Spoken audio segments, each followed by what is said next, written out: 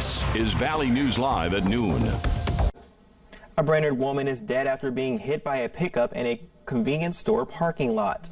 The Minnesota State Patrol says 72-year-old Gloria Rosenkrantz was killed last night near Mill Axe Lake. Troopers say a 69-year-old woman driving a pickup for speeding through a Superstop parking lot and hit the victim. There's no word yet if the driver will face criminal charges. You know the old saying, thick as pea soup. That's what it looked like around the FM Metro overnight as fog blanketed parts of the valley. You can see that visibility was way down, well under a quarter of a mile at times. And some people will still be dealing with this during their morning commutes. Now let's check in with meteorologist Lisa Green to see what the weather is looking like. And according to that Skycam, it's still kind of foggy still. It sure is. You know, we're looking at conditions that are foggy and still on the slick side in some spots. In fact, you know, I know that we've got some great pictures I'm going to share with you coming up here in a little bit of the frost on the trees from the fog. Beautiful remnants from it, but it does cause some hazards and we're still dealing with it. We have a dense fog advisory that's been extended for these areas until 2 o'clock this afternoon. The Devil's Lake Basin, the Langdon area, still under that advisory, and our eastern counties, some of those, the Bemidji and Detroit Lakes area included as well. And here's a look at our visibility reports. We are still low. We're down to 0 still in Langdon. We're at a quarter mile in Bemidji and in Detroit Lakes and Thief River Falls. So this is something we talked about it this morning on the Valley today.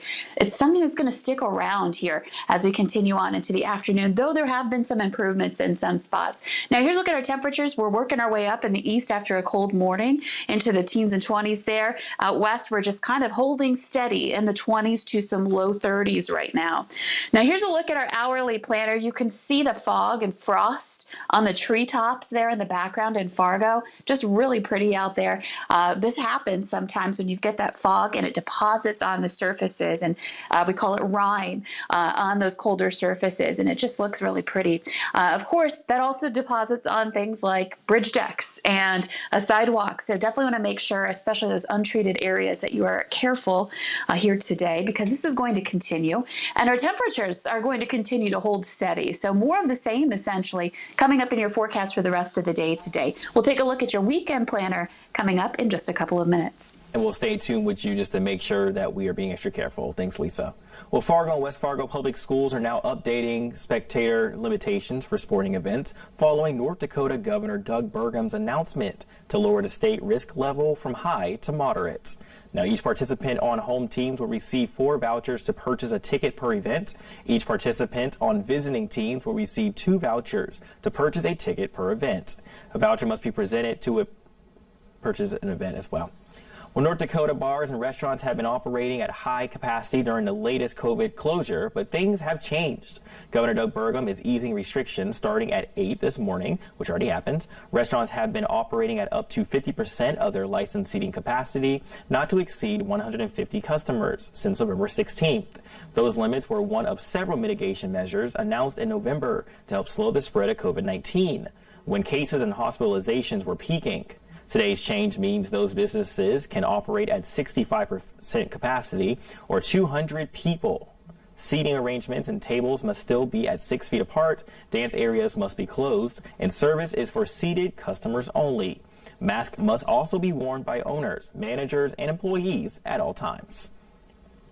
A Capitol police officer who responded to Wednesday's riot died last night from his injuries, bringing the death toll from the assault at the Capitol to 5. President Trump is now condemning the violence and made calls for his removal from office and a couple of resignations from cabinet members. Michael George reports from Capitol Hill. Flags have been lowered to half staff at the U.S. Capitol for Officer Brian Sicknick. Capitol Police say the 12-year veteran of the force collapsed after a confrontation with violent rioters.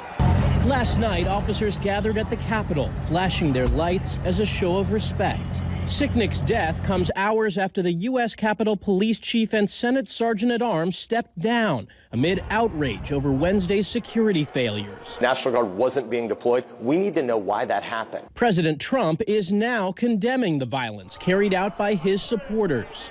To those who engaged in the acts of violence and destruction, You do not represent our country.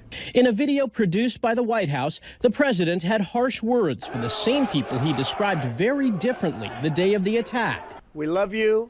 You're very special. In the video, the president acknowledged a new administration will be inaugurated on January 20th. But there's growing pressure to remove the president from office before then. This is urgent. This is emergency of the highest magnitude. House Speaker Nancy Pelosi and others are calling on the president's cabinet to invoke the 25th Amendment and remove Mr. Trump from office, or else the House may begin impeachment proceedings.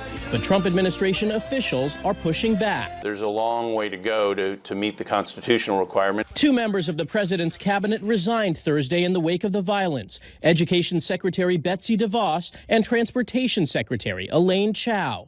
Michael George, CBS News, the Capitol. This morning, the president, in his first tweet since Wednesday, Trump did not address the death of the Capitol police officer. Instead, he wrote that the 75 million great American patriots who voted for him will have a giant voice long into the future.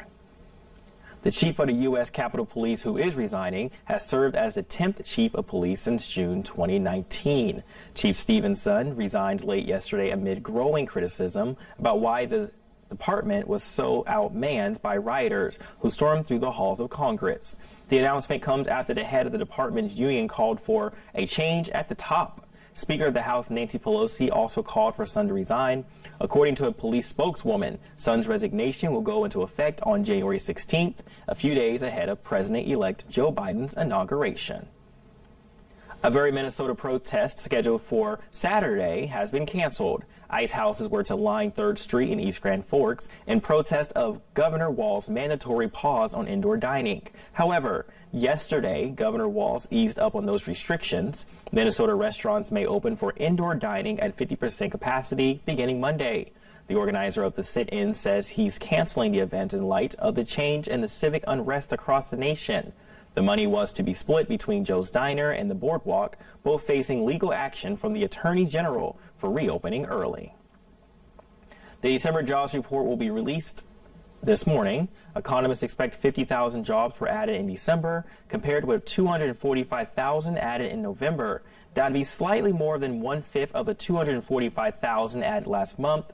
Analysts believe the drop is due to the spread of the coronavirus. According to Dow Jones, the unemployment rate is expected to rise slightly to 6.8% from 6.7%.